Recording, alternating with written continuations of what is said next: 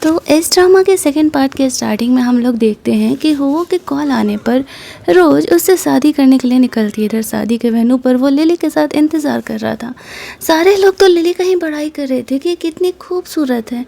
Lily कहती हाँ, लेकिन क्या फ़ायदा, शादी तो इसका रोज़ से ही हो रहा है ना। सब रोज़ का मजाक उड़ा रहे थे कि वो ज़रूर ही बहुत अगली दिखती होगी, इसी वजह से वो इतना लेट कर रही है यहाँ वेन्यू पर आने में। लेकिन तभी वहाँ पर रोज़ कार से आती है ड्राइव करते और कहती ओह, मुझे तो पता ही नहीं था कि मैं इतनी अगली दिखती हूँ। दुल्हन के ड्रेस में वो एक्शन में काफ़ी खूबसूरत लग रही थी और सारे शौक हो जाते हैं कि ये तो बहुत ही खूबसूरत है। रोज़ अंदर वेन्यू पे जाती है जहाँ पर कि शादी का रिचुअल स्टार्ट होता है। रोज़ से पूछा जाता है कि क्या वो हुआ से शादी करने के लिए तैयार है, तो वो मना कर देती है और कहती है कि नहीं, मैं तो यहाँ पर एक्चुअल में अपनी शादी तोड़ने के लिए इतना सारा तामझाम की हुई हूँ। ये देखती हैं वो उस पर गुस्सा करने लगता है कि वो इतना ड्रामा क्यों कर रही है, इतना ड्रामा करने की ज़रूरत नहीं है। वो कहती है कि मैं भला इस तरीके से चीटर के साथ कैसे ही शादी कर सकती हूँ। उन्हें नहीं पता था कि एक्चुअल में यहाँ पर जो है वो उस बारे में जानती है। तभी वो वहाँ पर वीडियो चला देती है जहाँ पर कि साफ दिख रहा था हो और लिली का अफेयर चल रहा है। अब यहाँ पर हो को ये डर था कि अगर रोज़ ने शादी तोड़ा तो जो 10 बिलियन का कॉन्ट्रैक्ट उसे दूसरी कंपनी से मिलने वाला है वो नहीं मिलेगा। रोज़ उसे कहती है कि मेरी वजह से तुम और तुम्हारा ख़ानदान अमीर हुए थे, लेकिन तुम दोनों ने तो मुझे कभी समझा ही नहीं, ना तुमने ना तुम्हारी फैमिली ने। सब इस बात पर हंसने लगते हैं कि झूठ बोलने की भी हद होती है। रोज़ तो बस एक क्लीनर है और एक क्लीनर के पास भला इतना पावर कहाँ से ही आ गया जो कि हमारे फैमिली के कॉन्ट्रैक्ट्स के बारे में लेकर के वो बोल रही है। वो कहती है ओ, तो तुम लोगों को अभी मेरी असलियत पता नहीं है। वो को कॉल आता है और उसे पता चलता है कि उसका 10 बिलियन का कॉन्ट्रैक्ट होल्ड पर है। अब कहीं ना कहीं वो सोचने लगता है कि यहाँ पर क्या चल रहा है और क्या इस तरीके से ये बात सही है कि एक्चुअल में यहाँ पर वो इन चीज़ों को होल्ड आउट कर सकती है। उसे खुद यहाँ पर समझ नहीं आ रहा था। तभी वहाँ पर हम लोग देखते हैं कि आ जाता है यान और वह रोज़ के लिए एक्चुअल में यहाँ पर शादी का प्रपोज़ल लेके आया था। रोज़ यहाँ पर ये एक्सपेक्ट नहीं की थी कि एक्चुअल में सच में यहाँ पर वो उसके लिए इस तरीके से शादी का प्रपोज़ल लेकर के आने वाला है। लेकिन जब वो उसके लिए शादी का प्रपोज़ल लेकर के आता है तो कहीं ना कहीं वो इन चीज़ों को लेकर के शौक हो जाती है। लेकिन उसे पीछा छुड़ाने के लिए वो मान भी जाती है और कहती है कि हाँ ठीक है, उसे वैसे भी इतना अच्छा मौका मिल रहा है तो भला वो कहाँ ही उसे छोड़ करके जाने वाली है। और वो सबके सामने अनाउंस कर देती है कि एक्चुअल में वो उससे शादी करने के लिए तैयार है। इनफैक्ट वो उससे शादी कर भी लेती है। अब ये बात यहाँ पर बहुत ज़्यादा ही शॉकिंग हो जाता है कि इस तरीके से जैसे ही ये यहाँ पर यान का प्रपोज़ल एक्सेप्ट करती है तभी वहाँ पर वो बंदी आती है जो 10 बिलियन का प्रोजेक्ट उसे दे रही थी। लेकिन वो प्रोजेक्ट यहाँ पर रोज़ फाड़ देती है और कहती है कि अभी इसके लायक नहीं है। ये देखती है वो शॉक्ड हो जाता है कि सच में कहीं ना कहीं रोज़ ही वो प्रोजेक्ट उसे दिला रही थी। वो उसे माफ़ी मांगते हुए कहता है कि वो उसे माफ़ कर दें। रोज़ हंसते हुए कहती है कि मैं एक चीटर के साथ अब किसी हालत में नहीं रहने वाली हूँ। जैसा कि तुमने देखा, मैंने यान को शादी के लिए हाँ कह दिया है और अब तुम पूरी ज़िंदगी ही अफसोस करने वाले हो। ऐसा करके वो यान को वहाँ से लेकर के जाता और हुआ यहाँ पर रिग्रेट कर रहा था। रिग्रेट में जब हुआ बैठा हुआ था तो लिली आके कहती है कि रोज़ ने तुमसे झूठ बोला है। 10 बिलियन का प्रोजेक्ट वो नहीं ला रही थी, देखो इसमें तो वो ओरिजिनल सील भी नहीं लगा हुआ है। अगर वो उस पर मोहर लगा होता तभी ये वैलिड होता। इसने तुम्हें उल्लू बनाने के लिए किसी और को हायर किया था और तुम हो कि उसकी बातों पर भरोसा कर ले रहे हो। और ये गधा इंसान हो एक बार और लिली की बातों पर ट्रस्ट कर लेता है कि रोज़ उससे झूठ बोल रही है। वो एक्चुअल में गू फैमिली से बिलोंग नहीं करती है और वो इतना ज़्यादा रिच नहीं है। लिली कहती है कि मेरे अंकल को एक बहुत ही अच्छी कंपनी में जॉब मिल गया है। जैसे ही वो यहाँ पे लौटते हैं मैं ज़रूर उन्हें तुम्हारा हेल्प करने के लिए बोलूँगा और देखना सब कुछ पहले की तरह ठीक हो जाएगा। ये सुनते ही वो सोचता है कि लिली उतनी भी बेकार नहीं है, वो अभी उसके काम की आ सकती है। दरअसल उसे रखने के लिए सोचता है। बाहर जा कर के यहाँ पर यान रोज़ से अब पीछा छुड़ाना चाह रही थी। वो कहती है कि मैंने तो बस यूँ ही अपनी इमेज बचाने के लिए ऐसा कर लिया था। तो यान उसे कहता है अब तुम सबके सामने मेरी वाइफ हो। रोज़ सोचती है कि यान का ऑफ़र वैसे भी इतना बुरा नहीं है। अगर वो यहाँ पर इस तरीके से उससे शादी कर लेती है तो वो उसे पीछे छुड़ाना आसान हो जाएगा। दैट्स वाई वो उससे शादी करने के लिए रेडी हो जाती है। वो दोनों जाकर के शादी का सर्टिफिकेट ले लेते हैं और फिर यान रोज को अपने घर लेकर के आता है। वो जानबूझ कर के रोज के साथ यहाँ पर थोड़ा सा फ्लर्ट कर रहा होता है और रोज कहती है, अरे अभी अभी तो शादी हुई है, थम जाओ, मैं मेंटली प्रिपेयर्ड नहीं हूँ। यहाँ उसे कहता है कि तुम क्या हर वक्त सोचते रहती हो, मैंने तो ऐसा नहीं कहा, मैं तो बस तुम्हें अपना घर दिखाने के लिए लेके आया हूँ। तभी वहाँ पर यान को उसके ग्रैंडमदर का कॉल आ रहा था और वो उसकी वाइफ से मिलना चाह रही थी। तो वो रोज़ को कहता है कि चलो अब फैमिली से मिलने का वक्त आ गया है। रोज यहाँ पर थोड़ी सी नर्वस थी तो यान उसे काम डाउन कराता है और कहता है कि जितना मैं तुम्हें पसंद करता हूँ उतना ही मेरी फैमिली भी करेगी, परेशान होने की ज़रूरत नहीं है। वो लोग घर में अंदर जाते हैं तो यान के ग्रैंडमदर और रोज के बीच में बहुत ही अच्छी खासी फ्रेंडशिप हो जाती है और यहाँ पर वो उसे काफ़ी पसंद भी कर रही होती है, क्योंकि उसने बता दिया था कि वो यहाँ पर एक्चुअल में उसे पसंद करता था बहुत ज़्यादा टाइम से। ग्रैंडमदर उससे बहुत ही अच्छे तरीके से बिहेव करती है और कहती है कि हाँ चलो ठीक है यहाँ पर, और वो उन्हें अपने घर का ख़ानदानी कड़ा वगैरह भी देने लगती है। लेकिन वो ख़ानदानी कड़ा लेना नहीं चाह रही थी क्योंकि बहुत ही ज़्यादा महंगा होगा, और यहाँ पर इस तरीके से जो है रोज को वो बोल देता है कि नहीं नहीं ले लो, वैसे भी अब तो वो उसकी लीगल वाइफ हो गई है। अब ग्रैंडमदर इन दोनों को आज रात यहीं पर स्टे करने के लिए कहती है। अब ग्रैंडमदर उसके साथ इतने अच्छे से बिहेव कर रही होती है तो रोज उसे चाह करके भी मना नहीं कर पाती है। और यान का इतना स्वीट बिहेवियर वो फर्स्ट टाइम देख रही थी। उसने तो उस तरीके से शुरुआत में जब उसे मिला था तो लिटरली उसे नीचे पटक ही दिया था। जब वो दोनों सोने जा रहे होते हैं तो रोज यान के बॉडी पर वह लव डोज का असर था। ग्रैंडमदर ने उसे हनीमून नाइट अच्छे से मनाने के लिए वो चाइनीज़ सूप पिला दिया था, जिसके बाद कि उसका बॉडी टेम्परेचर बहुत ज़्यादा ही हाई था। वो खुद को कंट्रोल नहीं कर पा रहा होता है। रोज को ये बात पता चलता है तो यान को खुद को कंट्रोल करने के लिए बोलती है, क्योंकि वो मेंटली प्रिपेयर्ड नहीं है तो वैसे यान के साथ नहीं रोमांस कर सकती है। यान जैसे तैसे खुद को संभाल रहा होता है और रोज को बस खुद को हक करने के लिए सोने बोलता है और रोज उसे हक करके उसे काम डाउन करते हुए सोती है। वो सोचती है कि वैसे भी ये इंसान उतना बुरा नहीं है जितना मैंने सोचा था, इसके साथ ज़िंदगी बिताई जा सकती है। अगली सुबह जब वो जगता है तो देखता है कि रोज जब भी उसे हक करके सो रही है तो उसे प्यार से जगाता है। रोज यहाँ पर थोड़ी सी एम्बैरेस थी क्योंकि वो यान के साथ थी। अब उसे अपने भाई लोगों से मिलने जाना था। यहाँ पर उसके भाई लोगों से मिलने के लिए वो और लिली भी आए हुए थे। उन्हें नहीं पता था कि एक्चुअल में रोज भी यहाँ पर आने वाली है। वो तो अपने प्रोजेक्ट के बारे में बात करने आए थे। तभी वहाँ पर जब रोज आती है तो लिली जाकर उसे बुली करने लगती है कि इस तरीके से जो है तुम यहाँ क्या कर रही हो।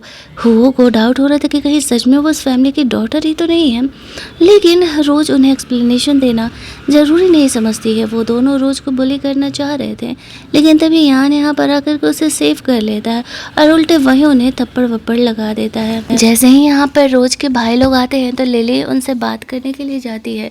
उन्हें मनाने के लिए, इम्प्रेस करने के लिए डायमंड रिंग वगैरह लेकर के आई हुई थी, लेकिन वो यहाँ पर उनका दिया हुआ डायमंड रिंग लेने से मना कर देते हैं और कहते हैं जिस लड़की ने हमारी बहन को परेशान किया, हम उसकी तरफ से आया हुआ ये छोटी सी चीज़ एक्सेप्ट करेंगे, हमारे पास पैसों की कमी नहीं है।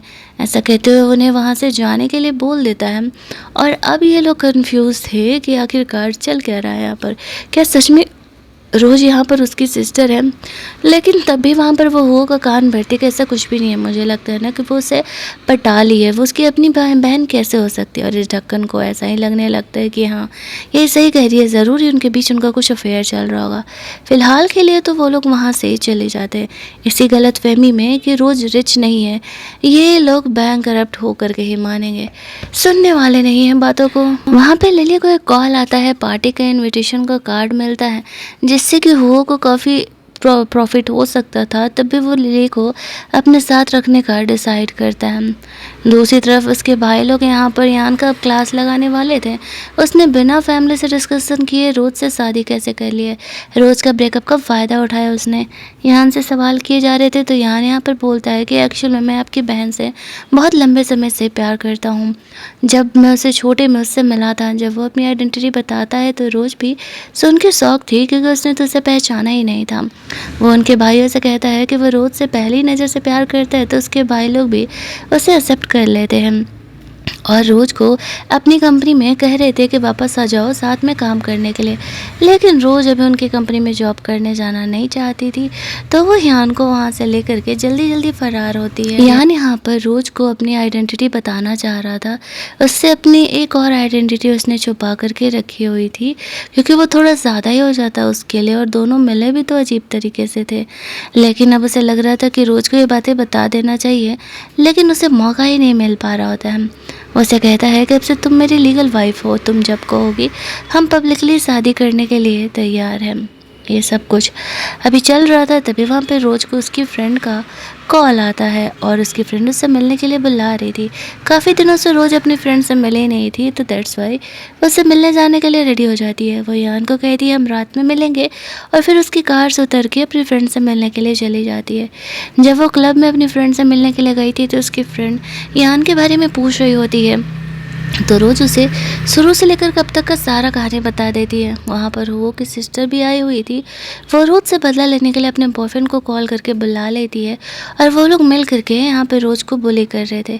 शुरुआत में तो रोज़ उसे इग्नोर करके वहाँ से जा रही होती है, लेकिन वो लोग उसे जाने ही नहीं दे रहे थे। हुओ की बहन का बॉयफ्रेंड आकर के रोज़ को परेशान करने लगता है।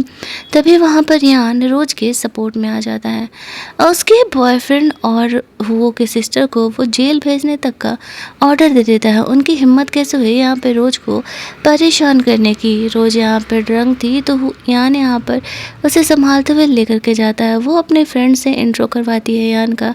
उसकी फ्रेंड तो यान की बुराई कर रही होती है कि वो सच में बहुत ज़्यादा ही हैंडसम है। इन लोगों को यान की असली आइडेंटिटी पता चल गई थी कि वो इतने बड़े कंपनी का सीईओ है, और उन्हें अपनी गलती का एहसास हो रहा था। वो लड़का यहाँ पर हो के सिस्टर की पिटाई करने लगता है कि तुम्हारी वजह से मैं आज बैंकरप्ट होने वाला हूँ और मुझे जेल भी जाना पड़ेगा। यान जो है वो रोज़ को ऐसे उठा के लेके जा रहा होता है।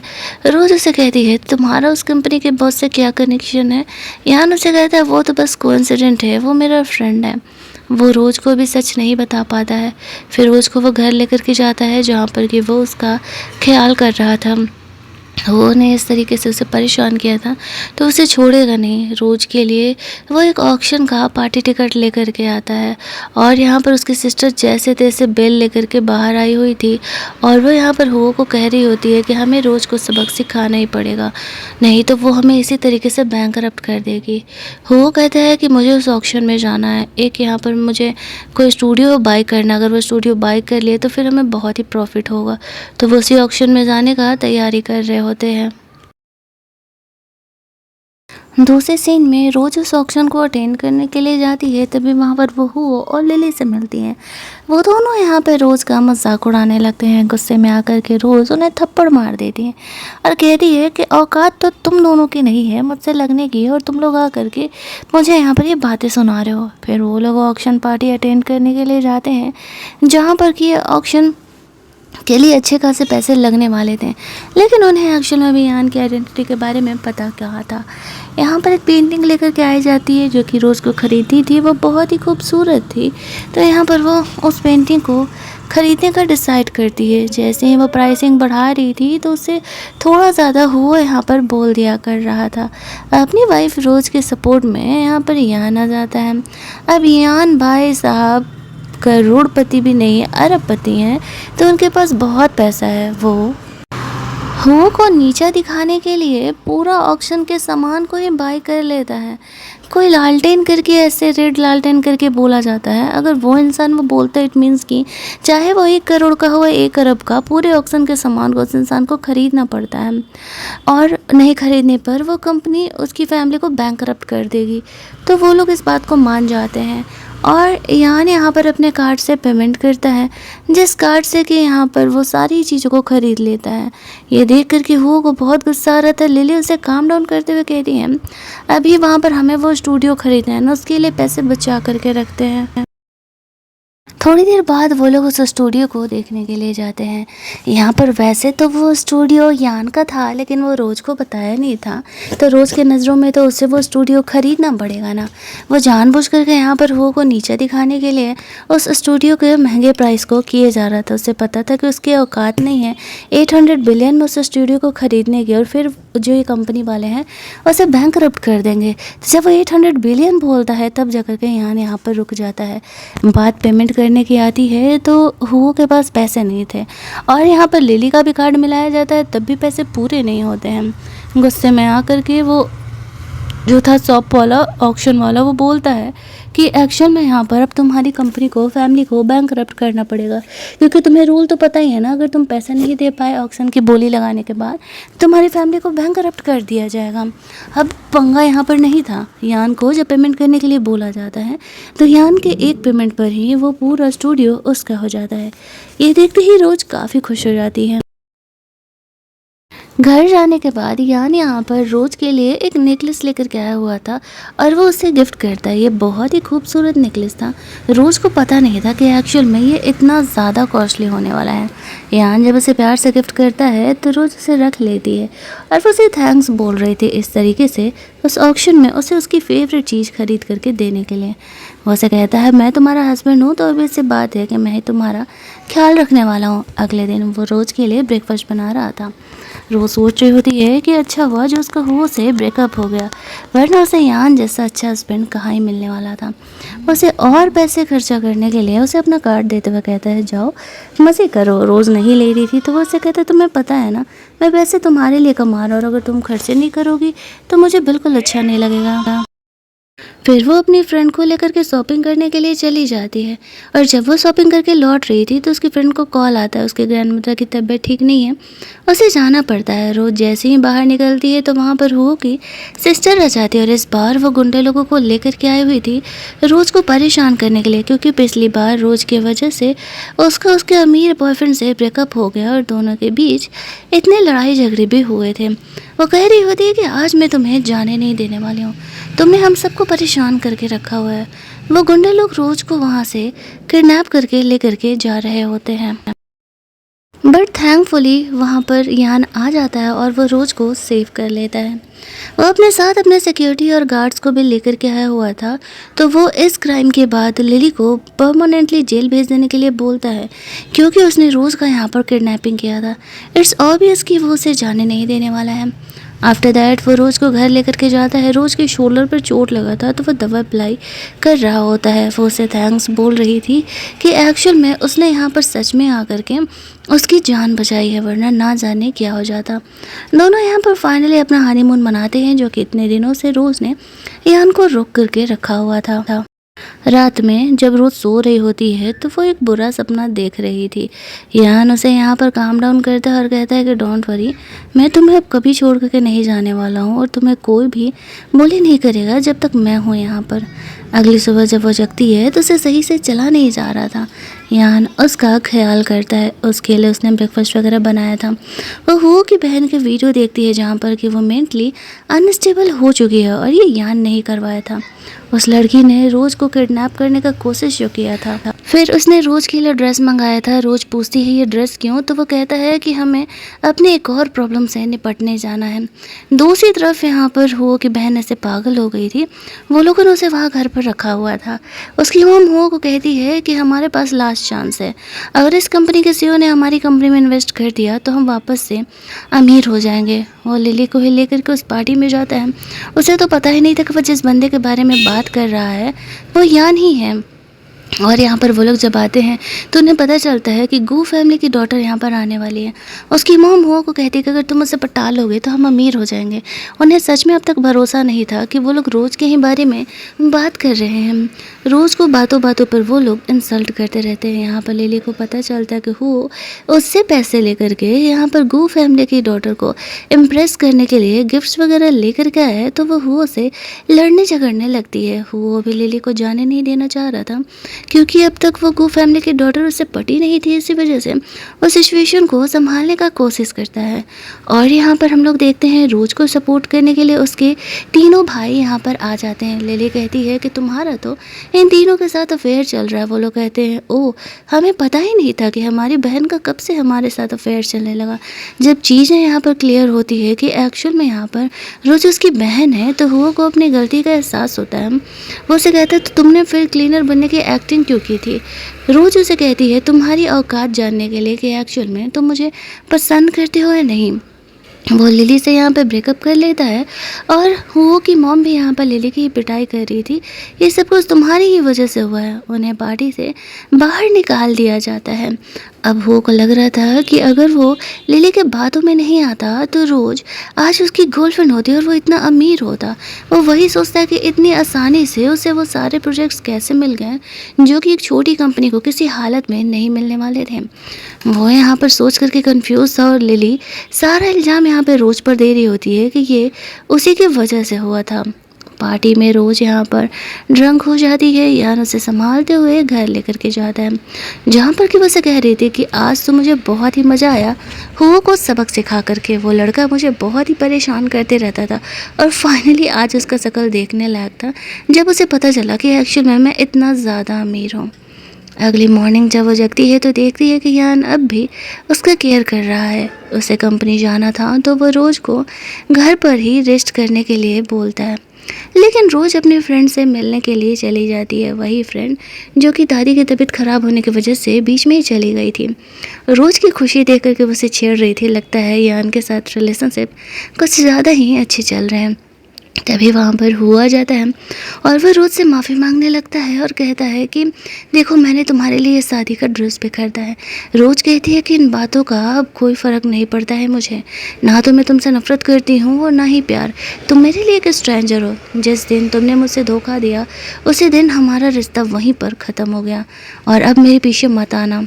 लिली इन चीज़ों को देख रही होती है और उसे गुस्सा आ रहा था कि वो सब कुछ छोड़ करके ऐसे रोज के पीछे पड़ा हुआ है। रोज अपनी फ्रेंड के साथ जब मसाज करने के लिए जाती है तो अचानक से वो मसाज लेते लेते बेहोश हो जाती है। हमें पता चलता है कि वो मसाज गर्ल लिली से मिली हुई है और उसी ने ऐसा किया है। रोज को बर्बाद करने के लिए लिली का ये प्लान था। वो ड्रंक था क्लब में। वो जाकर के उसे बताती है कि तुम्हारी सो कॉल्ड गर्लफ्रेंड रोज ना जाने आज कितने लड़कों के साथ रहने वाली है। ये सुनते ही वो परेशान हो जाता है कि रोज के साथ उसने क्या किया और वो बोली करके उससे पूछने लगता है। दूसरी तरफ यान घर आता है तो उसे पता चलता है कि रोज तो अभी तक घर आई ही नहीं है। उसे उसकी फ्रेंड का कॉल आता है और कहती है कि जब मैं यहाँ मसाज सेंटर में जगी तो रोज गायब थी। मुझे डर है कि ज़रूर ही उसके साथ कुछ गड़बड़ हुआ है। इधर रोज को जब होश आता है तो वह खुद को एक अजीब से प्लेस पर पाती है जहाँ पर कि कुछ गुंडे लोग वहाँ पर रोज के आने का होश में आने का वेट कर रहे होते हैं। लिली ने ये सब कुछ किया था लेकिन तब तक वो भी वहाँ पर उसे सेव करने के लिए पहुँच जाता है। रोज तब तक खुद को सेव करने का कोशिश कर रही होती है और यान भी थोड़ी ही देर में वहाँ पर पहुँच जाता है। अब लिली ने ऐसा किया था तो हुओ की बहन की तरफ वो भी जेल ही जाने वाली थी। यान यहाँ पर रोज को सेव करके लेकर के जाता है और लिली के साथ साथ हुओ को भी वो वहाँ से जेल भेज देता है। दूसरी तरफ रोज यान को थैंक्स कह रही थी कि अगर वो समय पे नहीं आता तो ना जाने क्या हो जाता। वो कहता है मैं हमेशा ही तुम्हारे सपोर्ट में रहने वाला हूँ चाहे जो भी हो जाए। आफ्टर दैट वो दोनों घर के लिए निकलते हैं जहाँ पर कि यान के समझाने पर रोज़ ने उसकी कंपनी में जॉब ज्वाइन किया हुआ था। वो दोनों हिडन रिलेशनशिप में थे यहाँ पर और रोज़ ने ही अपनी आइडेंटिटी हाइड करने के लिए कहा था। एक्चुअल में यान के मॉम के साथ इस कंपनी में कुछ तो गलत हुआ था जिस वजह से कि कोमा में चली गई थी। किसी ने उन्हें फंसाया था 20 साल पहले। दैट्स वही रोज़ यहाँ पर अपनी आइडेंटिटी हाइड करके उस बात की सच्चाई का पता लगाना चाह रही थी। वो यान को समझाती है कि मुझे एक नॉर्मल एम्प्लॉय बन के यहाँ पर कुछ दिनों के लिए काम करने दो। रोज के जाते ही यहाँ पर एनी नाम की एक गर्ल आती है। वो एनी यहाँ पर यान को पसंद करती थी और उससे शादी करना चाहती थी, लेकिन यान ने कभी उससे भाव ही नहीं दिया हुआ था और आज वह कंपनी में जॉब ज्वाइन करने के लिए आई थी ताकि वह यान के थोड़े और ज़्यादा टाइम साथ में वक्त बिता सके। रोज जब कंपनी में अंदर जाती है तो उसे पता चलता है कि एक्चुअल में जो एनी है वो यान की फियांसे है और उसके साथ रिलेशनशिप को स्ट्रॉन्ग करने के लिए वो यहाँ पर आई हुई है। उसे तो ये बात पता ही नहीं था। जब उसे ये बात पता चलता है तो वो थोड़ा सा जेलस फील करने लगती है। एनी यहाँ पर आते ही यहाँ पर रोज पर अपना भाव झाड़ने लगती है, क्योंकि शुरुआत से ही उसका रोज से ऐसे एंटी चल रहा होता है। रोज उसका कोई भी ऑर्डर मानने से मना कर देती है। वो यहाँ पर अपना काम करने के लिए आई है, दूसरे के लिए कॉफ़ी बनाना नहीं। दोनों के बीच यहाँ पे लड़ाई झगड़े होने लगते हैं और एनी की गलती से यहाँ पे रोज का नेकलेस टूट जाता है। जब रोज उससे नेकलेस का कंपनसेशन मांगती है तो वो कहने लगती है कि ये फेक है, इसके पैसा वो नहीं देने वाली। दूसरी तरफ यान को पता चलता है कि एनी भी रोज के डिपार्टमेंट में है, तो उसे डर लग रहा होता है कि कहीं वो एनी को रोज को परेशान ना करे। दैट्स वाई वो उसे देखने के लिए उसके डिपार्टमेंट की तरफ निकलता है। बिना सोचे समझे वो लोग अभी रोज को बुली कर ही रहे होते हैं कि यान यहाँ पर रोज का हेल्प करने के लिए आ जाता है और इस तरीके से वो उसे डांट लगाता है कि तुम यहाँ पर काम करने के लिए आती हो या फिर लड़ाई झगड़ा करने के लिए। वो रोज को वहाँ से लेकर के जाता है और उसका सेक्रेटरी उसे डांटता कि अगर दोबारा ऐसा हुआ तो तुम लोगों को जॉब से निकाल दिया जाएगा। एनी के 2 चमचियों को तो वो जॉब से निकाल ही देता है। इधर वो रोज को अपने ऑफिस में लेकर के जाता है, जहाँ पर कि रोज यान से गुस्सा थी एनी के बारे में। वो उसे कहता है कि अरे वो लड़की मेरे पीछे पड़ी हो भाई, मैं उसमें इंटरेस्टेड नहीं हूँ, मेरी बात का भरोसा तो करो। काफ़ी मनाने के बाद रोज यहाँ पर उसकी बात मान जाती है। वो कहती है जैसा एनी का बिहेवियर है ना, मुझे डर लगता है कि कहीं वो तुम्हारी मॉम के इस सिचुएशन में इंक्लूडेड ना हो। मैं एनी को कुछ और दिनों के लिए झेलने के लिए तैयार हूँ, जब तक कि मुझे तुम्हारी मॉम की सच्चाई का पता नहीं चल जाता। यान भी यहाँ पर एनी को इसीलिए झेल रहा होता है क्योंकि कहीं ना कहीं वो जानता था कि उसकी मॉम का जो कोमा में जाने का ये एक्सीडेंट है वो एनी और उसके डैड से कनेक्टेड है। अभी थोड़ी ही देर में कंपनी के एक बड़ी इन्वेस्टर आने वाली थी और जो यहाँ पे लिपस्टिक बना था वो पूरी तरीके से बन करके आ नहीं पाया था। एनी ने प्लान किया था कि वो रिसर्च एंड डेवलपमेंट डिपार्टमेंट की हेड है, मतलब मैनेजिंग डायरेक्टर है, तो वो यहाँ पर रोज को फंसा देगी और उसे जॉब से निकलवा देगी। वो कुछ ज़्यादा ही यान के करीब जाए जा रही है तो उन लोगों को उस मीटिंग में लेकर के जाया जाता है। थोड़ी देर में वो लेडी आती है तो एनी यहाँ पर सारा ब्लेम इस तरीके से रोज पर डालने लगती है। इस बात पर रोज का कहना था मेरी क्या गलती है, मैंने तो नया नया ही यहाँ पर ज्वाइन किया है।